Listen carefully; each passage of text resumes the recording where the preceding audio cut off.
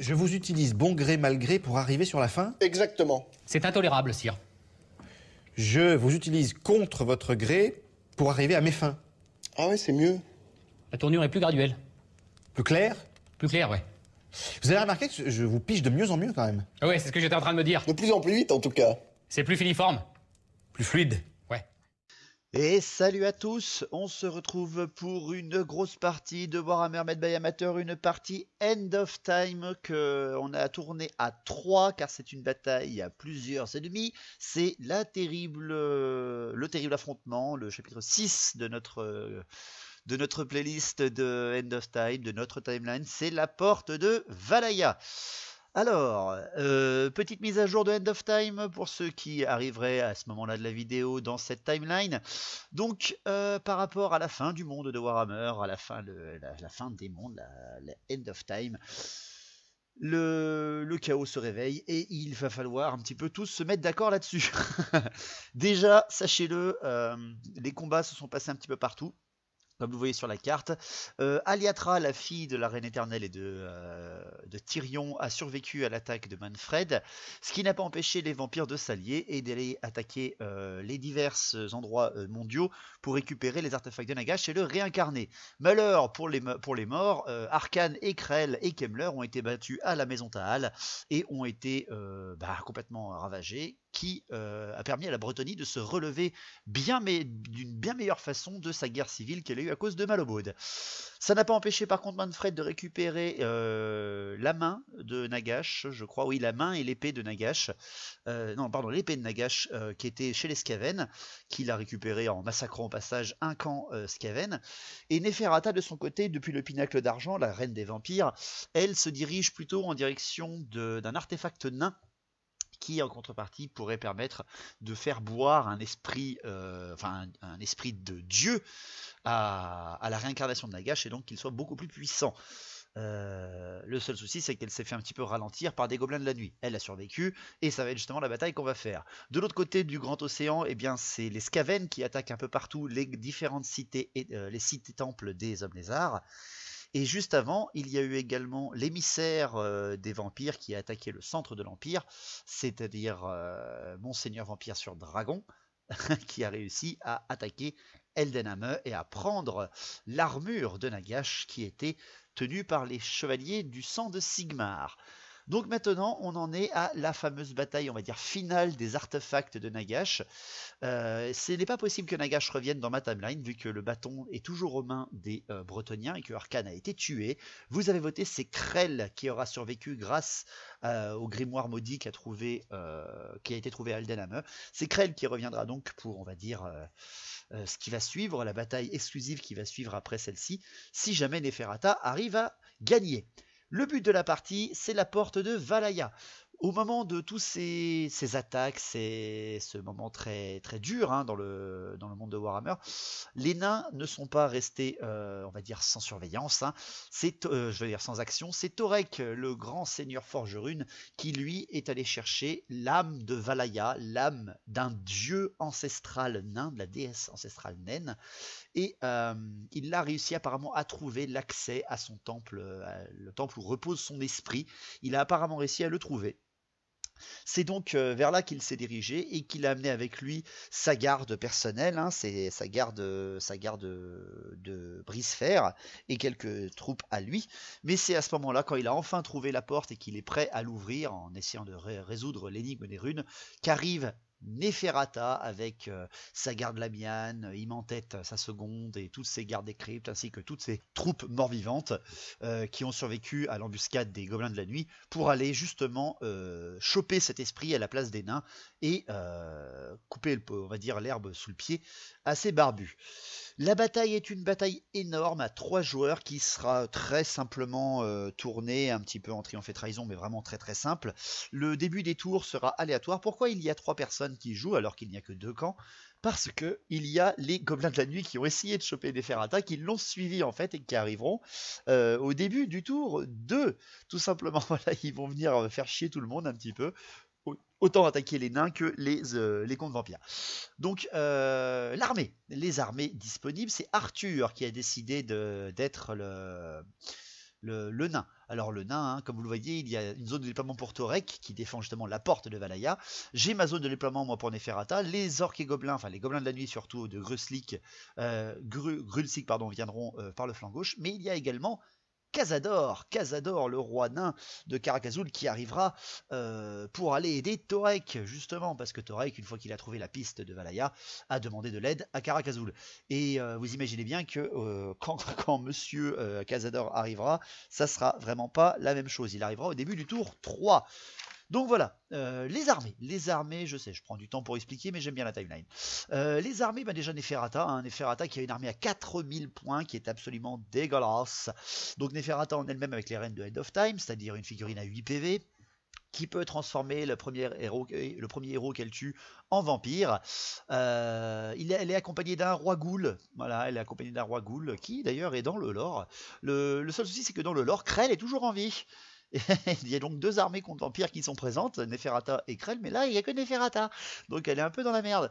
Le roi ghoul a plus 1 PV, il a plus 2 attaques je crois, il a la furie rouge, enfin bref c'est un monstre de corps à corps. Il est très intéressant, malheureusement il n'a pas de quoi enlever les armures, c'est juste un roi ghoul très bourrin avec beaucoup d'attaques. C'est le même roi ghoul que vous avez vu sur la chaîne qui avait affronté les démons de Nurgle. En héros il y a Imhotep, alors je n'avais pas encore la figurine de Trône de Sabbat, donc je l'ai simplement compté en petite vampire niveau 1 toute nue, voilà tout simplement. J'ai mis un nécromancien niveau 2, 3 Banshee et un roi revenant, comme ça les gardes des cryptes d'Imhotep sont vachement badass, avec un roi revenant, une vampire et tous les gardes des cryptes, ça fait mal. En unité de base, donc la horde de 39 ghouls du roi ghoul, 3 fois 24 guerriers squelettes et voilà, un petit peu 20 zombies parce que c'est toujours plus drôle.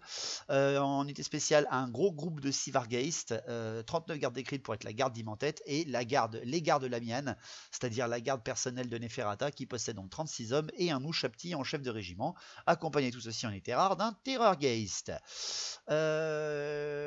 L'armée des nains, les armées des nains, vu qu'il y en a 2, c'est une armée à presque 4000 points, un petit peu moins elle, parce qu'ils sont en défenseur, le but c'est qu'ils aient un petit peu moins d'unités.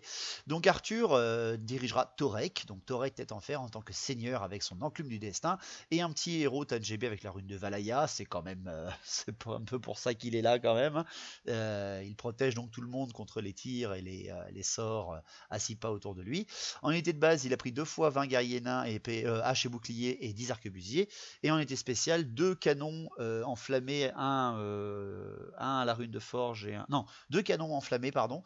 Il y en a un qui est 39 brise-fer, voilà, parce qu'il avec sa GB, parce que ça va être dégueulasse. 39 brise-fer que je précise bien tenace, bien entendu. Et en unité rare, un canon orgue, rune de forge, plus un port touché, et au tir, et tir enflammé, voilà. Un canon or bien dégueulasse. Cazador arrivera juste après sur son bouclier, parce que je l'ai compté. Il a une superbe figurine à Arthur de Cazador, dompteur de dragon. Donc il l'a mis sur son bouclier magnifique. Il arrivera avec ses 20 longues barbes, hache lourde, hache à une main et bouclier. Il arrivera également avec ses 20 mineurs, avec grenades. Les brise-fer également possèdent des grenades et les mineurs des charges de démolition, parce qu'on voulait voir un petit peu ce que ça donnait. Ils sont full équipés à chaque fois. Et bien entendu, les 28 marteliers, la garde tonnerre de Cazador. Donc voilà, ces 2 armées-là sont presque tête posée. Le petit bonus, c'est que Grulsik arrive avec 1500 points de gobelins de la nuit. Donc il y a un seigneur de guerre gobelin de la nuit compté classique avec la hache à tuer des nabots, etc. La mule 4+. Il a un grand chaman gobelin de la nuit niveau 3, je crois de mémoire. Non, niveau 4, pardon. En héros, alors c'est Clément qui jouera les gobelins de la nuit, parce qu'il est venu pour jouer avec nous. Il est venu un petit peu en fouteur de merde, mais c'est ça qui est drôle, justement. Il a un héros chef gobelin de la nuit, grande bannière, avec la bannière de la lune funeste, qui rend tenace et qui fait les tests de terrain dangereux. 3 unités de gobelins de la nuit, une de 40, une de 25 et une de 20 avec des archers. 2 unités spéciales, pardon, 2 balistes gobelins et 6 trolls. Et en unité rare, un plongeur de la mort, parce que c'est toujours hyper utile. Et un squeak broyeur, il a été gentil, il me l'a ressorti. Donc voilà pour les armées, le but de la partie. Alors les règles spéciales de la porte de Valhalla, il y en a plein. Sachez que dans End of Time, la porte de Valhalla se déroule en 2 parties complètes, 2 différentes complètes. Une partie 1, une partie 2, où il y a d'abord que les nains et les orques et les contes vampires, et après où il y a les 3 armées. J'ai mixé tout ça. Déjà, on est dans un souterrain, c'est-à-dire qu'on ne voit pas au-delà de 24 pas. Ça, c'est de base. Par contre, je ne compte aucun autre problème parce que c'est l'énorme porte de Valhalla gigantesque. Donc, pas vraiment de soucis par rapport au déplacement ou au test de terrain dangereux. Le but quand même, c'est l'énigme des runes. Déjà, hein, c'est quand même important de le savoir. L'énigme des runes, c'est qu'à la fin du tour 4, Torek ou le général qui aurait survécu, comme par exemple Cazador, qui sont à 6 pas de la porte de Valhalla, tentent sur un jet à 4+, et à 4+, il aura ouvert la porte de Valhalla et il aura gagné. Donc c'est quand même énorme. À la fin du tour 4, les nains peuvent gagner. Hein. C'est quand même quelque chose de très très très important à savoir. On est également dans un sanctuaire magique, c'est-à-dire que les valeurs de lancement de tous les sorts, sauf ceux de l'enclume du destin, sont augmentés de 2. Ça fait chier, hein. C'est que la canalisation de magie autour de la porte de Valhalla n'est faite que pour les nains et aucun autre problème. La garde de fer, c'est-à-dire les brise-fer de Torek, les brise-fer de Torek n'ont ni flanc ni dos et ils peuvent utiliser les sauvegardes de parade même s'ils sont attaqués de flanc ou de dos. C'est un mur de bouclier impénétrable. Voilà, c'est quelque chose d'assez sympa. Également, il y a donc l'arrivée au début du tour 2 de Grulsik avec tous ces gobelins de la nuit. Il y a en début du tour 3 l'arrivée de Cazador avec toute son armée également. Sachez que les marteaux tonnerres de Cazador, hein, les marteliers, sont indémoralisables tant que Cazador est avec eux. Parce que sinon c'est pas drôle. Pour cette bataille, les brise-fer, les drakes de fer, les mineurs et les gobelins de la nuit ou les personnages gobelins de la nuit ont la règle combattant les souterrains, c'est-à-dire qu'ils ont +1 pour toucher à leur test. Parce que sinon c'est pas drôle. C'est toujours ça de sympa. Le but donc de la partie pour les orques et gobelins, c'est juste de faire chier tout le monde. Voilà, on est d'accord. Pour les défenseurs nains, c'est d'attendre la fin du tour 4 et de balancer un 4+. S'ils n'y arrivent pas, la fin du tour 5, un 3+. S'ils n'y arrivent toujours pas, la fin du tour 6, un 2+. Voilà, le but c'est de tenir et d'essayer d'ouvrir et de faire l'énigme des runes et d'ouvrir la porte. Pour ce qui est de Neferata, c'est très simple, il n'y a qu'une seule personne qui peut passer la porte, une seule personne, et c'est Neferata. Si Neferata arrive vraiment hein, volontairement, c'est-à-dire à traverser sans mouvement de vol bien entendu, parce que sinon c'est vraiment du cheat, si elle arrive à traverser la porte de Valhalla alors qu'il n'y a aucun seigneur à côté, c'est-à-dire si Torek reste planqué à la porte, il faut d'abord que je le tue. Si j'arrive à passer la porte de Valhalla volontairement, à mon tour de mouvement par exemple, eh bien la partie est terminée. Neferata arrive à passer la porte. L'énigme des runes n'est réalisée, en fait il libère le pouvoir de Valhalla, Torek, que s'il arrive à la fin du tour 4. Moi, si je me débrouille bien, je peux arriver plus tôt à la porte, mais si jamais il y a un seigneur qui est posé devant la porte, il faut que je le tue avant de passer. Donc je jouerai Neferata, le but étant de passer la porte au plus rapidement possible. Voilà un petit peu ce que je pouvais vous dire. La magie pour ce qui est des gobelins de la nuit. Alors le niveau 4 a eu Gore qui s'en charge, l'urticaire ultime, le feu d'artifice et la lune funeste. En conte vampire, alors pour ma part, mon roi Ghoul a eu seulement, vu que c'est un niveau 1, le regard de Nagash, ce qui est toujours utile. Neferata a pris le domaine de l'ombre, parce que je vous écoute, ce domaine est très intéressant. J'ai eu le flétrissement, le pendule du destin et les lames mentales, ça c'est énorme.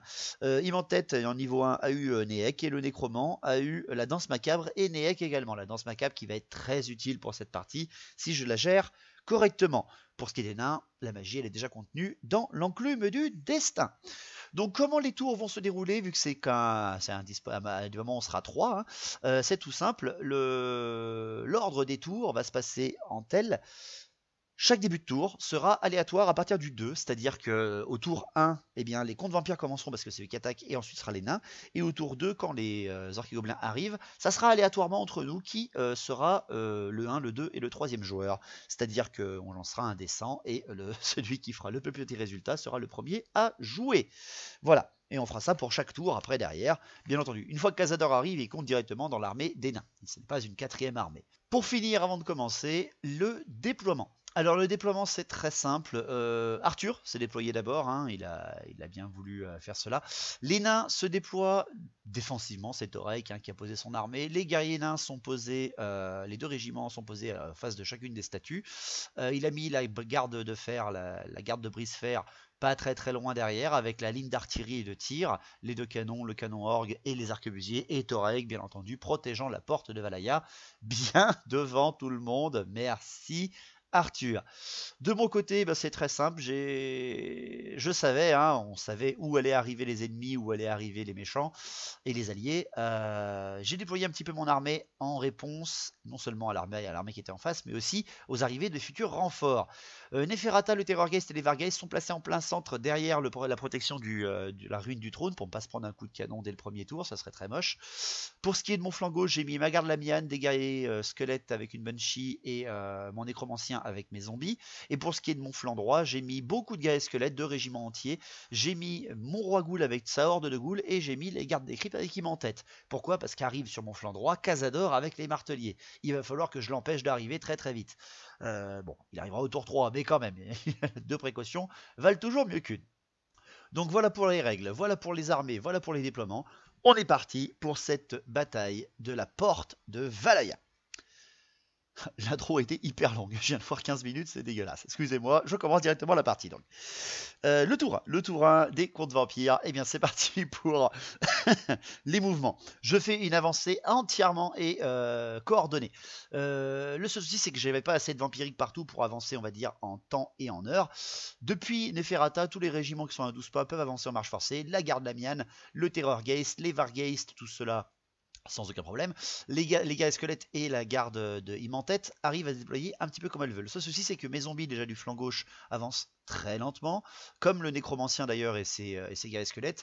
Et j'ai un régiment de gars squelettes qui malheureusement était trop loin de Neferata et donc va ralentir toute ma garde de Imantette. C'est pas très grave. Donc mon flanc droit, les Vargeist, les gars squelettes, un autre régiment qui est un petit peu en retard, les ghouls et les gardes des cryptes.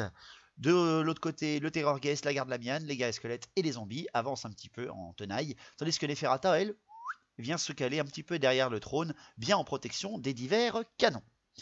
Pour ce qui est de la magie, un beau 5 et 4 avec une petite canalisation que vampirique, parce que c'est toujours sympa d'avoir d'idées. Directement, mon roi Ghoul balance un regard de nagage sur les arquebusiers nains. J'arrive à passer mon sort malgré le malus de jet de sort, enfin le malus de valeur de lancement de sort. Je fais 7 touches parce que Torek n'arrive pas à le dissiper. Et je fais quand même 3 morts dans les arquebusiers, ce qui est toujours très utile pour des mecs qui tirent à force 4. Derrière après, mon sorcier, mon nécromancien, tente une danse macabre de Nehex sur le Terrorgeist pour qu'il puisse faire un mouvement gratuit et donc venir sortir de l'arc de vue des unités d'infanterie et venir crier un petit peu dans les troupes et faire bien de mal. Malheureusement, je suis dissipé la part Torek derrière en dissipation automatique parce qu'il faut peut-être pas pousser non plus. Pour ce qui est de mes tirs, j'ai rien apporté parce que mon Terrorgeist n'a pas pu faire tous ses pas valables pour crier dans les guerriers nains. J'ai pas de corps à corps non plus. Ce premier tour est plutôt tranquille. En tout cas pour moi. Le premier tour des nains, le premier tour de Arthur, il reforme bien entendu ce qu'il peut. Les guerriers nains et les brise-fer prennent un petit peu en éventail le flanc droit. Vu ce qu'ils voient, tout ce qui arrive, il reforme un petit peu ses guerriers nains pour qu'ils soient un peu plus loin du Terrorgeist et pour pouvoir couvrir un petit peu son flanc droit, tandis que ces brise-fer viennent plutôt boucher la ligne qui arrive avec la garde Lamian et le Terrorgeist.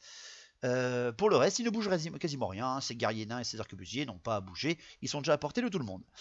Pour la magie, parce que les nains ont de la magie quand ils ont une enclume du destin, attention, un 4 et 3 avec un petit dé donné par l'enclume, parce que sinon c'est pas drôle.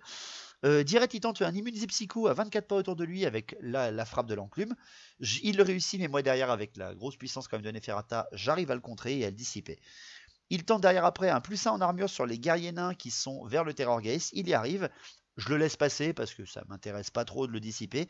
Et derrière après, sur le Terrorgeist, il balance la foudre de l'enclume du destin. 2d6 touches force 4 dans le Terrorgeist, qu'il arrive à passer et que moi, malheureusement, je n'arrive pas à dissiper. Et qui m'enlève quand même un petit PV, le salaud là. C'est quoi cette histoire? Il m'enlève un PV avec de la force 4. Ça me fait chier parce qu'après, il y a les canons qui vont arriver. Et là, c'est pas la joie du tout. Donc pour les tirs, c'est parti. Le canon orgue déjà. Déjà, le canon orgue vise les Vargeist. il a raison, hein, ils sont 6. J'ai mis un gros bloc de Varghese, donc ça peut faire peur même à des nains.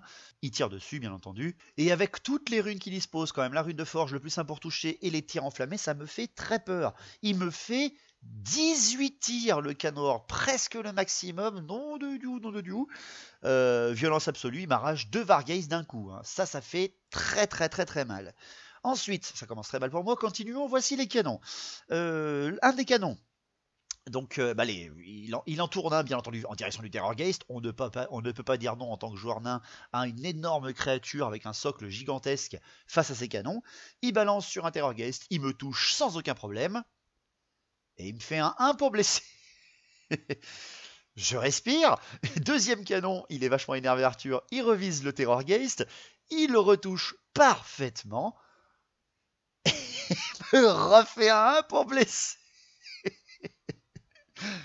Alors vous le voyez,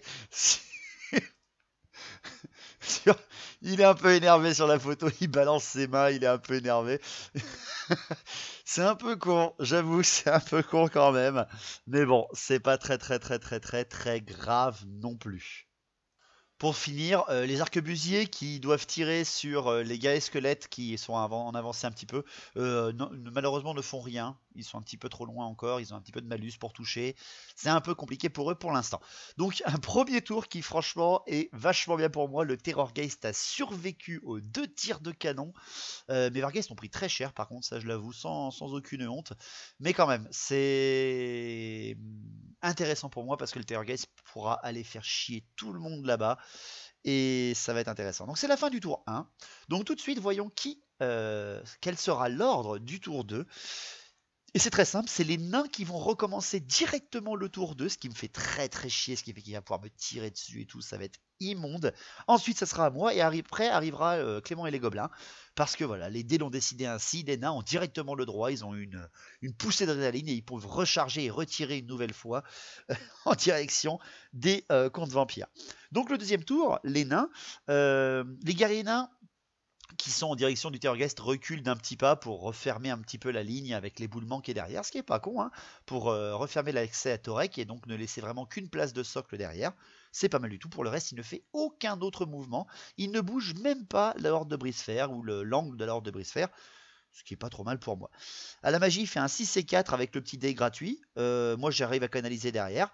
Donc, 11 dés pour les nains, ça va être très chiant. Il tente le plus 1 en armure sur les guerriers nains qui sont en direction des Varghest. Il le passe, et moi, là, je décide de vraiment le laisser passer. 24 pas après, autour de lui, il tente l'immunisé psycho. Il le passe, directement il le passe, hein, ce qui est très intéressant. Pour lui déjà, moi j'essaie de dissiper et je n'y arrive pas, ce qui fait que l'intégralité de l'armée naine est immunisée psychologie. Ça me fait chier parce qu'un petit test de commandement loupé aurait toujours pu être utile, mais non. Et derrière après, le 2d6 touche force 4 est retenté sur le Terrorgeist, mais là, à ce tour-là, par contre, je le dissipe, j'arrive à le dissiper. Neferata se réveille un petit peu. Pour ce qui est des tirs, le canon orgue, il va essayer de redémarrer son massacre. Il retire en direction des Varghest. Il me fait à nouveau 16 tirs et il m'arrache 4 PV. Avant même le début des corps à corps, j'ai perdu 3 Varghest qui me fait chier, vous imaginez même pas. Mais bon, c'est comme ça, c'est l'artillerie naine et encore heureusement qu'il n'en a qu'un seul. Derrière après, les canons se retournent vers le Terrorgeist. Tu vas mourir. Le premier canon, il fait un hit. Oui. Il arrive à blesser. Oui. Et il m'enlève un PV. Juste un petit PV. Oui. Ça me va très bien. Le deuxième canon vise en direction du Terrorgeist à nouveau. Et c'est l'horreur parce qu'il nous fait un double 2 sur le test de tir d'artillerie. Et alors qu'il s'était mis à 6 pas, le tir est trop court. Putain, il aura réussi à survivre quoi, le Terrorgeist jusqu'au bout. Derrière, les arquebusiers tirent sur les gars squelettes et arrivent à en toucher et en tuer 3 ce coup-là. Il se réveille un petit peu plus. À ce tour, 2. Mais bon, voilà, j'ai survécu quand même à 2 salles d'artillerie. Mais Varghest en ont pris plein la tronche. Ils sont encore 3. Écoute, on va pouvoir tenter le coup. Le Terrorgeist, par contre, lui encore à 5 PV, peut être très utile.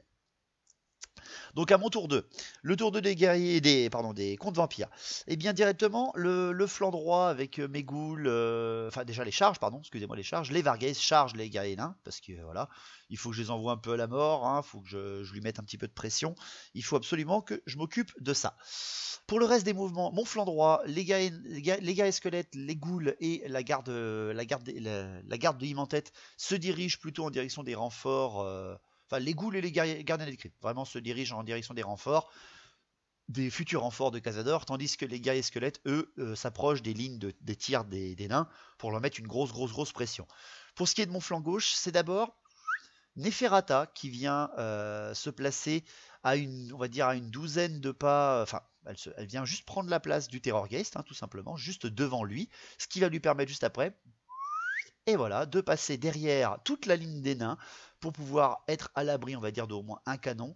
J'ai réussi à faire la stratégie que je voulais. Il m'a laissé la place pile poil pour un seul socle. Donc le Terrorgeist passe à côté de Torek et à côté de tous ces nains à l'arrière de sa ligne. Tandis que Neferata, elle est un petit peu, voilà, elle est un petit peu exposée. Mais bon, c'est le but de la partie. Si j'avance pas Neferata, je ne pourrais pas aller à la porte de Valaya. Pour ce qui est du reste, eh bien, les guerriers squelettes, les zombies et la garde de Lamian vient un petit peu protéger Neferata. Bon, les guerriers squelettes et les zombies vont être très en retard, mais c'est pas grave, ils vont s'occuper des gobelins derrière. Tandis que la garde de Lamian, elle, reste à côté de sa générale. À la magie, un 5 et 4 avec une canalisation encore pour les nains et les contes vampires, tout va bien. Donc directement je tente un EEC, c'est Immantette qui tente un EEC autour d'elle à 6 pas, je vais y arriver.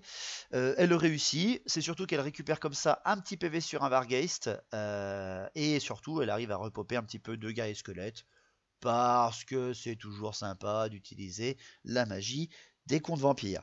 Ensuite, je tente une nouvelle danse macabre sur Neferata, parce que si je peux l'emmener à côté du Terrorgeist, c'est la victoire presque au tour 3.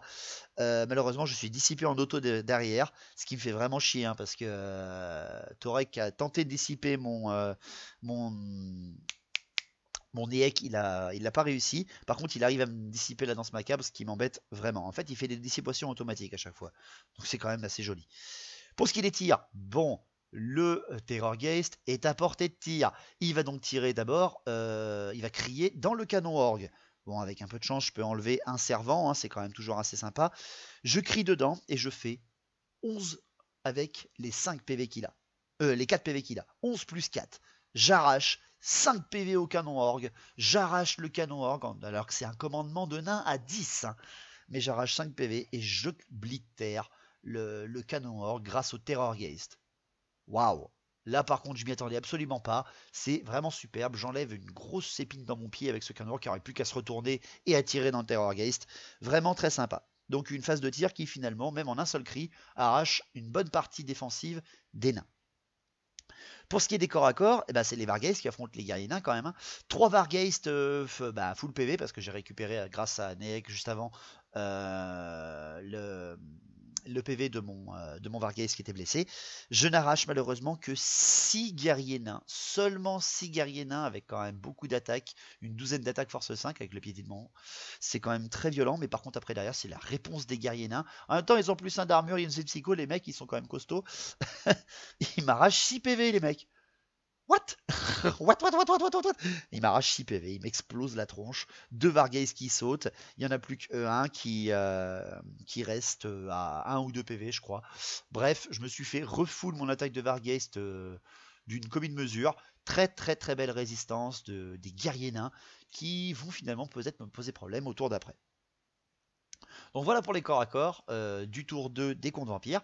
Ce qui veut dire qu'on arrive au tour 2 des gobelins. Et ouais, c'est l'arrivée des gobelins, l'arrivée de Grulsik qui arrive avec son armée. Alors il ne peut pas arriver et charger, c'est une arrivée de renfort. Par contre il peut bouger, il peut faire une action.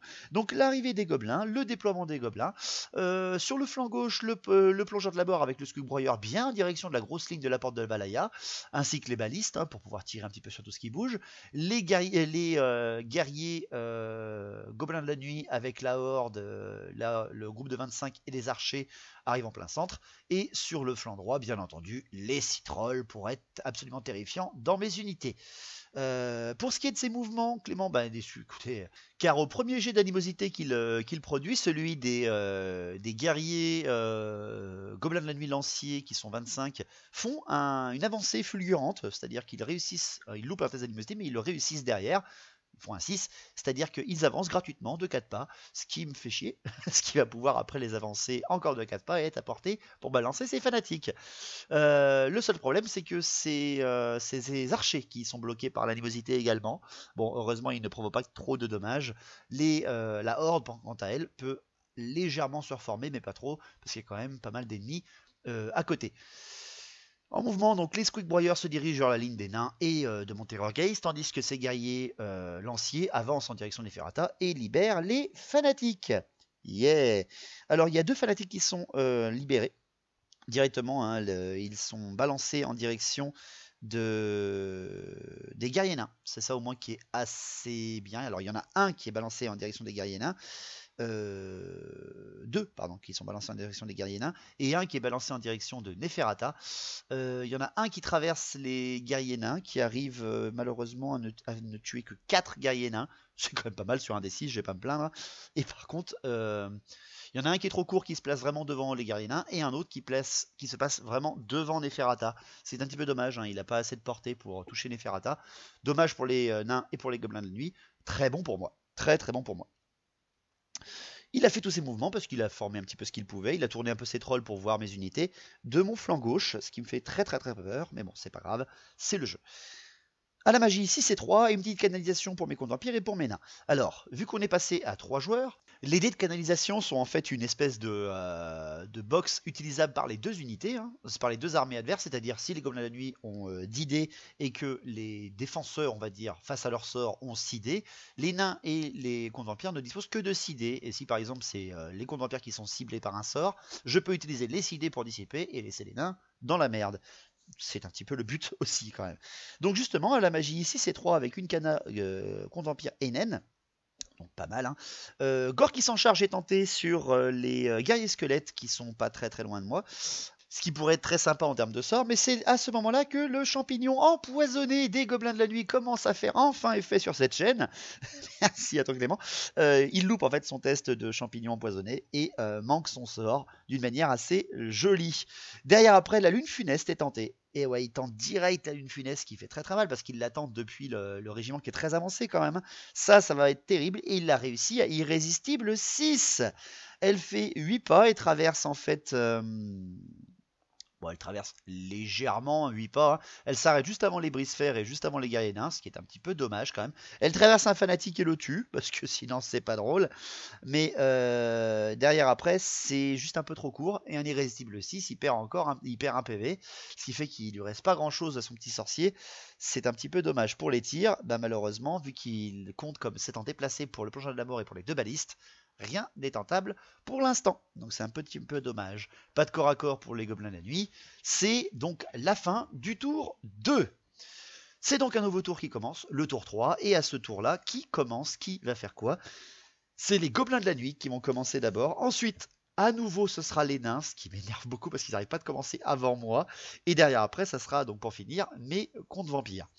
Donc, le tour 3 des orques et gobelins. L'animosité et la stupidité, rien ne se passe, donc tout va bien pour Clément. Il peut faire ce qu'il désire.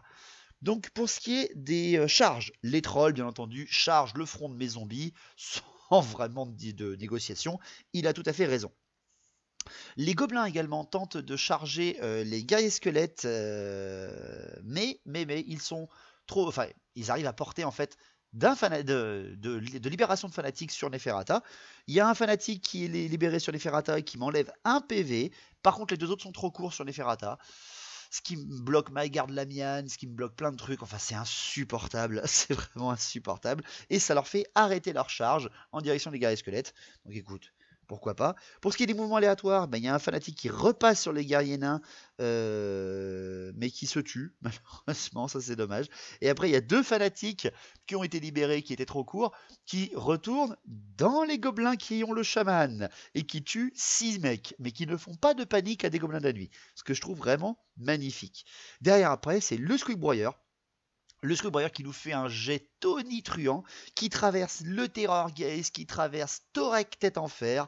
Absolument superbe. Il fait 10 attaques sur le Terror Gaze. Oh mon dieu, force 6 quoi.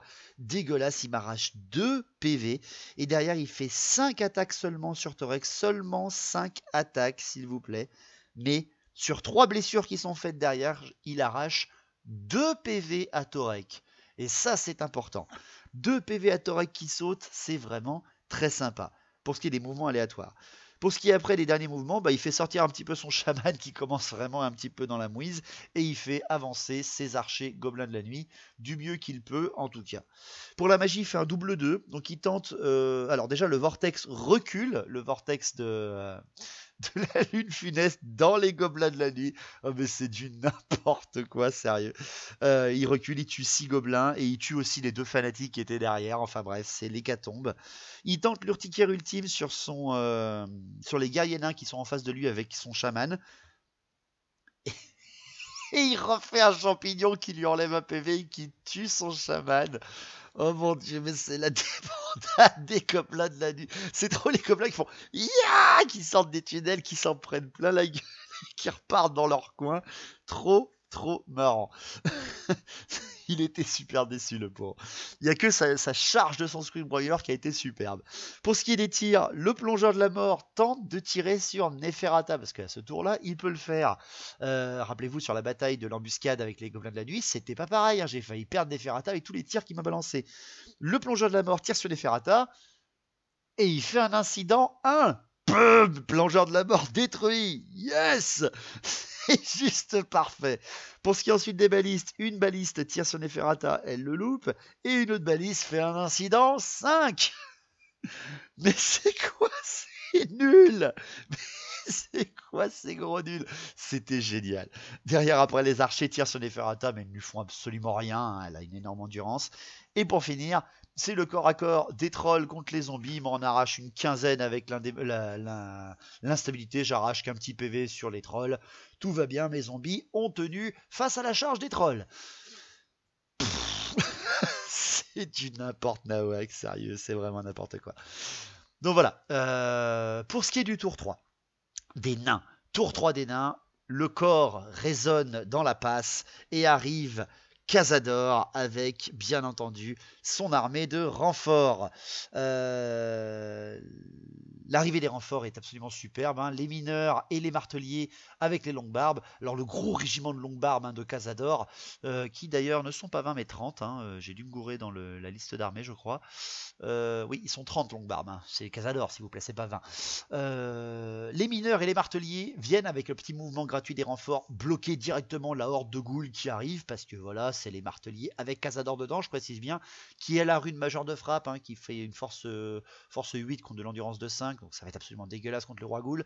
Les longues barbes, quant à elles, se rapprochent rapidement de la ligne d'infanterie naine pour aller faire ce qu'ils peuvent, certainement, mais je vais pouvoir les bloquer juste après, je pense, avec mes guerriers squelettes, etc. Pour ce qui est du reste, les arquebusiers, ils se retournent un petit peu, ils se tournent vers le Terrorgeist. S'il survit encore un petit peu longtemps au tir ou quoi que ce soit, ils pourront lui retirer dessus au tour suivant. Pas de charge des nains, ce qui m'a énormément étonné parce que la garde de Brisefer était prête à charger la garde Lamiane ou Neferata, mais il a préféré tanker. Arthur, il a préféré tanker avec ses nains et ne pas faire de charge. Il fait avancer, à part ses renforts, et quelques guerriers nains en direction du Terrorgeist. Il les reforme également, mais pas grand chose d'autre n'est tenté, malheureusement. Magie 5 et 4, donc pas si mal que ça, aucune canalisation de n'importe quel côté. Donc 24 pas autour de Torek, les musées psycho qui est tenté, qui est réussi et qui est laissé par Neferata. Le plus 1 d'armure sur les guerriers nains qui affrontent le Vargeist, qui est laissé aussi, parce que de toute façon mon Vargeist est mort. Et le 2d6 touche force 4 en direction de Neferata est tenté, mais par contre derrière après, je dissipe le sort grâce à mes nombreux dés. Pour ce qui est des tirs. Les grenades à cendrer sont tentées de balancer sur la garde Lamiane, hein, sur la garde Lamiane quand même, qui peuvent être utiles. Elles sont tentées. elles sont tentées, mais malheureusement elles sont loupées. Voilà, elles dévient un petit peu trop, elles dévient hors du régiment. Par contre, ce sont les grenades des mineurs qui sont tentées dans les ghouls, qui réussissent, hein, ça c'est toujours intéressant à dire, et qui tuent 2 ghouls dans la horde. Avant n'importe quel corps à corps, c'est toujours utile. Le canon, enfin les canons, il y en a 2 qui restent. Hein. Il y a un canon qui se tourne en direction du Terrorgeist, s'il vous plaît, qui lui tire dessus en tir unique, parce qu'il n'y a pas de portée minimale pour un canon. Tir unique sur le Terrorgeist, qui le touche, oui, qui le blesse, oui, et qui lui laisse un PV, oui, il est encore vivant, il est vivant, enfin il est encore mort-vivant, mais c'est pas grave, c'est le Terrorgeist qui a réussi à survivre quand même à 5 tirs de canon, je le précise quand même. Vous verrez pas ça tous les jours. Le second canon, lui, ne veut pas tirer sur le Terrorgeist, il est trop proche, il risque de se louper. Il tire en direction de Neferata, il a tout à fait raison. Il me touche, oui. Il me blesse, oui. Et il m'arrache 3 PV. Bam! Direct et dégueulasse. Absolument monstrueux. Pour ce qui est des corps à corps, les guerriers nains contre le Varghese, parce que finalement il n'y a que ça en corps à corps, ça va très vite, hein. Ça va très vite. Les Varghese contre les guerriers nains, je tue 2 guerriers nains, mais derrière après il m'arrache un petit PV sur le Varghese, qui, je tiens à préciser, survit à un petit PV, donc oui c'est ça, hein. Je survis à 1 PV, ce qui est très intéressant pour moi, car c'est mon tour 3 juste après. Donc à mon tour 3, c'est parti pour toutes les charges possibles et imaginables que je peux tenter. Les ghouls chargent les marteliers et les mineurs. Je les envoie complètement à la mort, mais c'est pour occuper Casador à l'autre bout là-bas. Je réussis mes charges. Derrière après, c'est ma garde Lamiane. Je ne peux pas refuser ça, c'est impossible. J'envoie ma garde Lamiane dans la horde de Brisefer avec l'AGB. Je pars perdant, je pars complètement perdant parce que les brise-fer sont dégueulasses à cette partie. Ils ont plus un port touché, ils ont les grenades, etc. Ça va être dégueulasse. Je traverse quand même un fanatique avant d'y arriver, hein, parce que j'ai ce connard fanatique qui est devant moi, ce qui me tue quand même 6 gardes Lamiane avant quoi que ce soit, ce qui m'embête vraiment là, hein. Vraiment. Pour ce qui est des mouvements, je fais avancer bien entendu les Bunshies avec les guerriers squelettes en direction du canon nain. Bah oui, je charge pas. Hein. Les guerriers squelettes avec le nécromancien se dirigent vers les... J'offre presque mon flanc en fait, hein, aux gobelins de la nuit, mais c'est pas grave parce que je me dirige vraiment en direction de la garde Lamiane pour un petit peu la booster grâce au sort, tout simplement. Pour ce qui est du Terrorgeist, eh ben, le Terrorgeist lui... Il replace, il n'a pas besoin de faire un très grand mouvement, il se replace devant les canons pour les provoquer, mais comme un enfoiré. Vraiment, déjà il s'écarte du scubroyeur et il se met devant les canons pour surtout laisser la place à Neferata qui, elle, à son tour, vient se placer devant la porte. Elle vient menacer Torek, elle vient menacer le scénario. Donc c'est vraiment ce qu'il m'importe le plus. Pour ce qui est de la magie, je fais un 6 et 4, je fais une canalisation, donc c'est vraiment pas mal. Je tente tout de suite un EEC avec qui m'entête derrière sur les ghouls, etc. Je le réussis, je récupère les ghouls. Comme ça, je démarre le combat d'une manière plutôt équitable, parce que sinon, bordel, ça va être monstrueux, ce qui va arriver. Pour ce qui est du reste de la magie, je tente le flétrissement avec Neferata. Ça y est, je commence à être un petit peu méchant. Le flétrissement, c'est-à-dire le -1 des 3 en endurance, en direction bien sûr de la horde de Brisefer. Je réussis mon sort. Torek loupe sa dissipation et j'enlève 3 d'endurance aux Brisefer. Ils ont endurance 1 contre des mecs qui frappent à force 5. Ça va être très sympa. Derrière après, je tente la bannière des légions immortelles parce que je l'ai dans la garde de Lamiane. Je réussis ce sort, mais derrière après, je suis dissipé. Et pour ce qui est de mon EEC tenté avec le nécromancien pour repopper un petit peu des mecs, je suis à nouveau dissipé par Torek qui a été une véritable épine dans le pied. Pour les tirs, les Bunshies, parce qu'elles peuvent crier, la Banshee qui est dans les zombies, crie dans les trolls. Et elle fait rien, alors qu'il y a un commandement de gobelins de la nuit. Elle ne fait rien, c'est quoi cette arnaque? Derrière après, le Terrorgeist crie sur le canon qui est devant lui. Ah, tu vas voir, est-ce qu'il va... Non, il ne le refait pas, faut pas rigoler. Il ne le refait pas, il ne fait rien du tout au commandement énorme des nains. Derrière après, j'ai la Banshee qui crie en direction des guerriers nains qui affrontent le Varghest. Mais là aussi, rien ne se passe. Et derrière après, j'ai la dernière Banshee qui s'est avancée au maximum et qui a réussi à être à portée du canon à flanc droit du Terrorgeist. Et je fais encore tout ce qu'il faut, le maximum possible, et j'arrache le canon. Je fais le 14, j'arrache 4 PV au canon, c'est dégueulasse, c'est immortel. Franchement, hein, c'est juste magnifique. J'arrache le canon avec une Banshee, c'est superbe.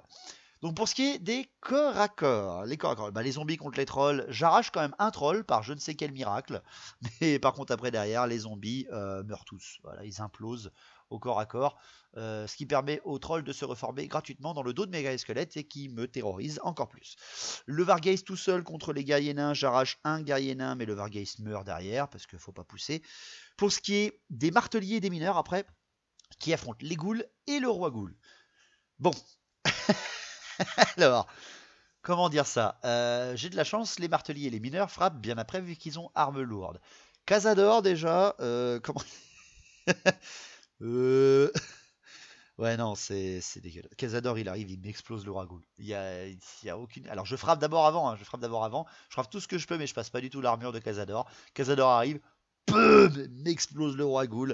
Dégueulasse et immonde. Par contre, après, derrière, j'arrache seulement, et je dis bien seulement, 6 marteliers.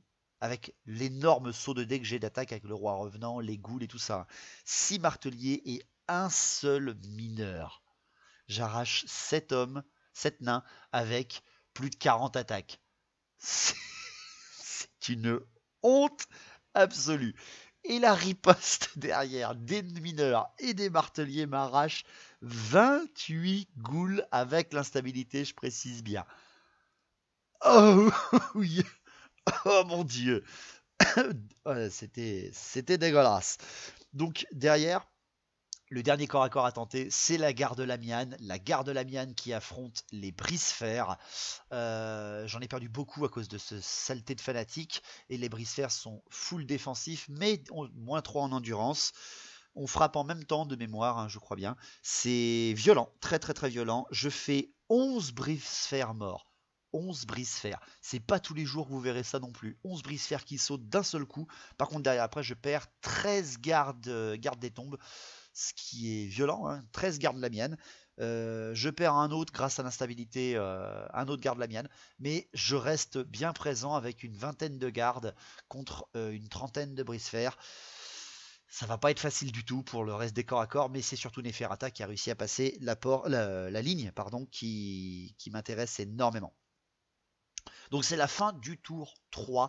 La fin du tour 3, mon flanc droit va être plutôt dans mon sens parce que là je vais pouvoir bloquer les longues barbes et au pire, même si mes ghouls meurent, j'aurai de quoi renvoyer tous les gardes des cryptes avec l'immentête derrière. Mon flanc gauche, bon, avec les trolls qui vont être prêts à me sauter sur la tronche, etc.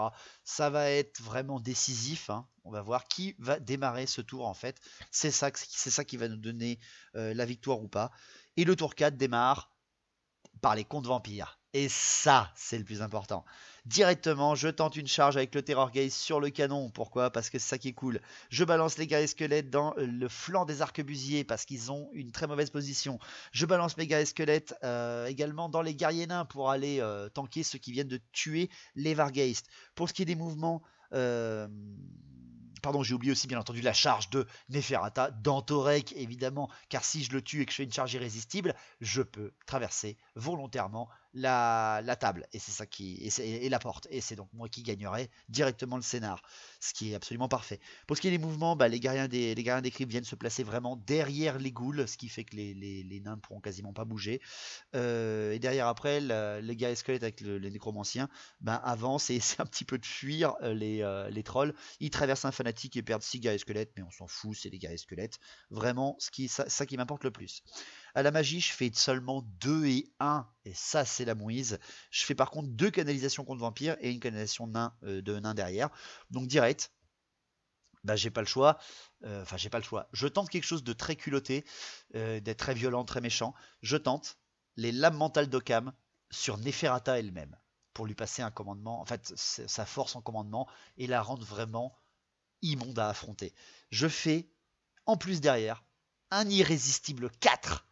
Et c'est là que tout s'écroule. Je fais l'irrésistible 4. La cascade dimensionnelle. Ah non. Ah mon dieu. Alors, ça fait exploser sur Neferata le grand gabarit. Heureusement pour toutes mes autres unités, rien n'est touché à part Torek et Neferata. Donc, c'est là le moment décisif de la partie. Neferata libère tout son pouvoir. Déjà, elle s'arrache un PV, bien entendu, ce qui fait qu'elle descend à très très peu de PV. J'ai même plus compté, je crois qu'elle est à moins 4 PV. Il lui reste plus que 4 PV à Neferata.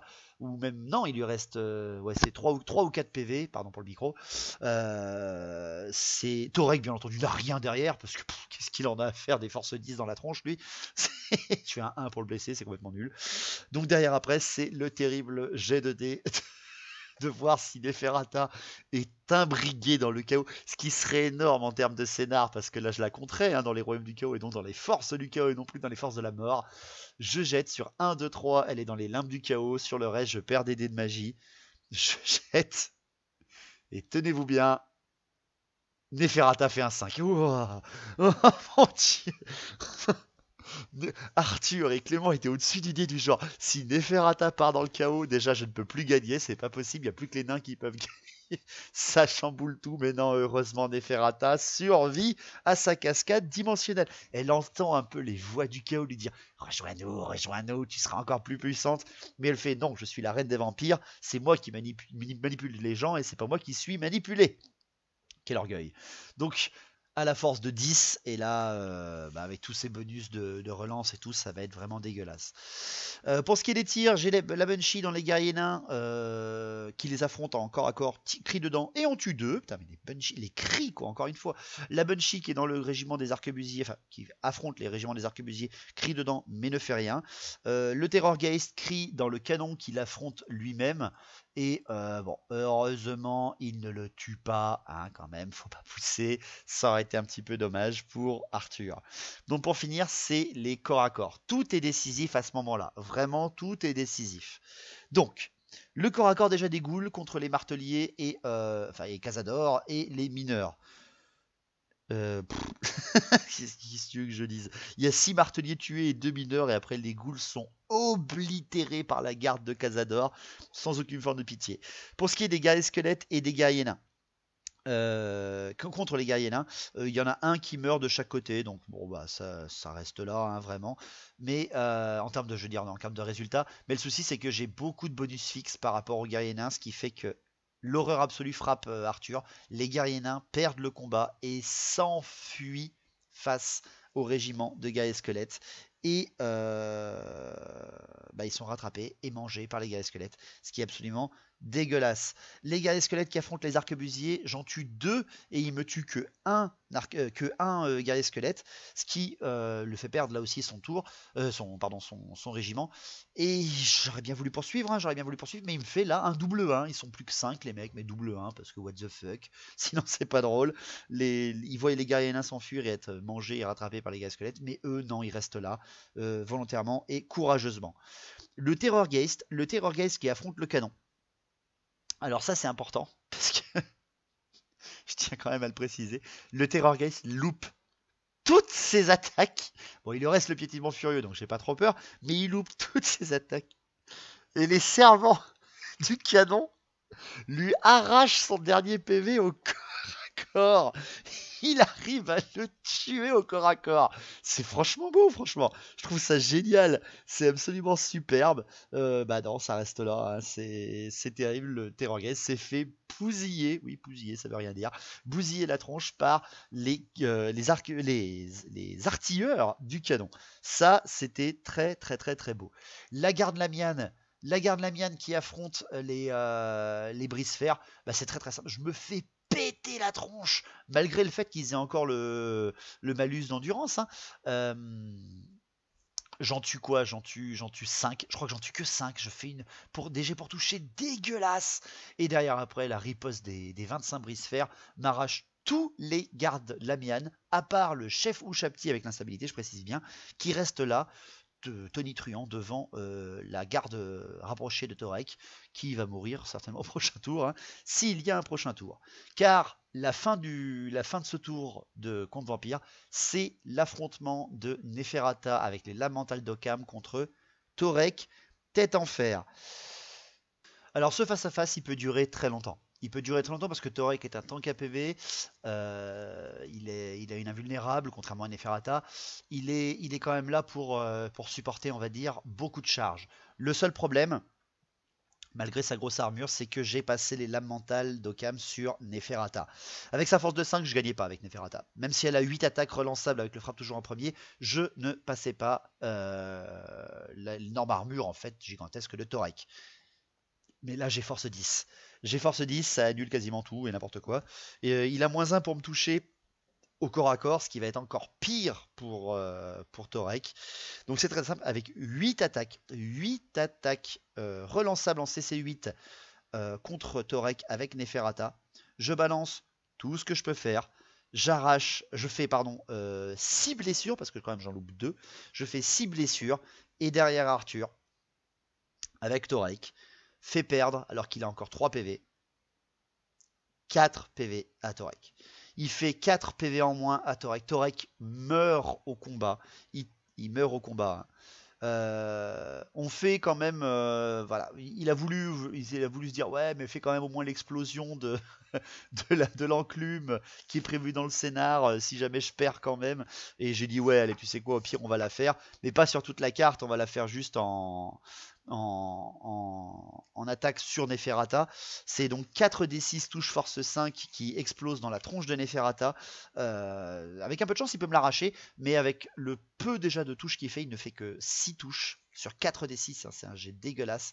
6 touches, force 5, alors que j'ai une grosse endurance avec Neferata. Il m'arrache tous mes PV, sauf 1. Il me laisse en fait un PV à Neferata. Je gagne le combat. J'explose non seulement Torek et l'enclume du destin explose derrière. Et je fais une charge irrésistible de 10 pas. Et je traverse volontairement, donc sans utiliser mon vol, la table et la porte de Valhalla. Et je gagne le scénario au tour 4 avant même que les nains puissent tenter quoi que ce soit. Donc voilà. J'espère que cette bataille vous aura plu, elle a été vraiment sympa à tourner avec les gobelins qui arrivent et qui repartent aussi secs qu'ils étaient venus, c'était vraiment génial. L'arrivée de Cazador, quelque chose d'important quand même donc pour le scénario. Torek est bien mort, je suis désolé pour les Dawiz, les fans de Dawiz, mais sachez que Cazador n'est, lui, pas mort. Neferata vient de passer la porte, elle est rentrée dans le royaume de Valhalla et va donc pouvoir utiliser la puissance de l'énergie de Valhalla pour son propre compte, vu que Nagash ne pourra pas revenir à la vie. Mais Cazador, lui, a survécu. On peut très bien comprendre que Neferata s'est barré, laissant son armée telle qu'elle affronter les gobelins et les nains. Mais les survivants nains, eux, sont bien présents.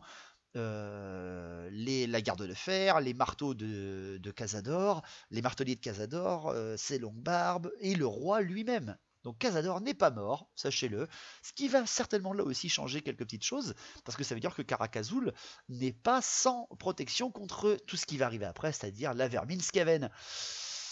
Donc voilà, ça peut être très sympa. Les Mortark, eux, vont avoir un petit problème, c'est que vu qu'il n'y a pas le bâton de magie de Nagash qui a été récupéré, Arkhan n'a pas pu revenir à la vie, c'est vous qui avez décidé, ça sera Krell. Il y aura donc, non pas l'invocation de Nagash qui sera faite en Sylvanie, mais il y aura bien l'incantation du pouvoir du grand nécromancien dans l'un de ses mortarques survivants. Il y aura donc un affrontement entre les morts, sans compter bien entendu les puissances du chaos qui pourraient peut-être venir troubler ceux-ci pour empêcher un des mortarques de devenir presque l'égal de Nagash. Donc voilà ce qui vous attend pour le reste, la suite de End of Time. Sachez que les prochaines batailles vont commencer à devenir vraiment intéressantes et vraiment impressionnantes à regarder et à jouer aussi, je vous l'assure. J'espère que ça vous a plu. Je remercie mes joueurs d'être venus et d'avoir supporté cette bataille au fur et à mesure, qui finalement n'a duré que 3 tours et un quart et un tiers, donc c'est plutôt sympa pour moi. Je trouve que Neferata est très intéressante à jouer et très horrible à affronter. Merci à vous, profitez bien de votre confinement du mieux que vous pouvez, occupez-vous comme vous le pouvez, tenez bon, restez chez vous, soyez propres, c'est dégueulasse, et longue vie à Battle, au vrai Battle. Allez, à la prochaine pour une nouvelle partie.